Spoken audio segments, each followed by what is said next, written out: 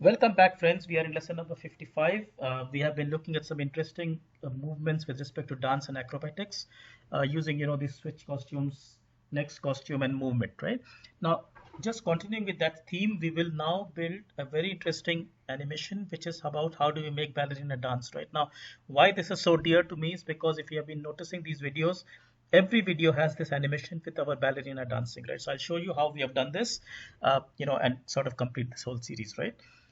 Now, for this purpose, I've brought in a ballerina sprite. Now, ballerina and a very simple backdrop. Ballerina, if you recall, has 4 costumes, right? So we will make it do a very simple dance using switch of these costumes and using the glide block, right? So what I do is that I'll say when the flag is clicked, when flag is clicked, let's say go to something like, let's say minus 140 and say minus 50. That's so minus 140 is better.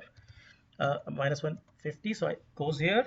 Now I'll say I want you to switch to costume A, right? So I mean, this is just my design, so switch costume to costume A. Thereafter I want it to glide to a particular point, so I'll say, let's say I'll use the glide block. I'll say glide 1 second to say minus 100 and minus 50. Notice I'm only changing the X direction, not the Y, so that the ballerina moves along the sleeping line only, right?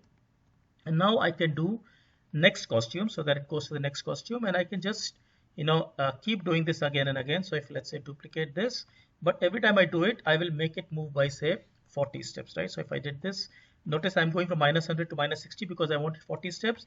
Then I go to minus 20, and then I'll do it once again. In fact, you can do it as many times as you want to, but I'll do it 4 times to give it 40 steps every time, right? So now with this, ballerina will switch between costumes and it will do this whole thing once. If I want, I can always change this ballerinas, let's say, to ballerina C or whatever, right? And it will just start the costume differently, right? Now the interesting bit to note here is that ballerina has 4 costumes and I'm making 4 times of these next costumes, right? Which means that whatever costume I set in the beginning, once the ballerina is, if I were to put this in a loop, once the ballerina is coming back, it will be in the same costume, right? And to put this in a loop is very simple. I can put this whole thing inside a forever block, right? Now with this, ballerina will keep doing its dance forever and ever again, and it will keep switching this costume. Notice it's coming back in ballerina C. That's because it starts with ballerina C and there are 4 switches, right? Let's say I made this ballerina D to start with. Now you'll see the dance move is a little bit different. It will come back in ballerina D, right? So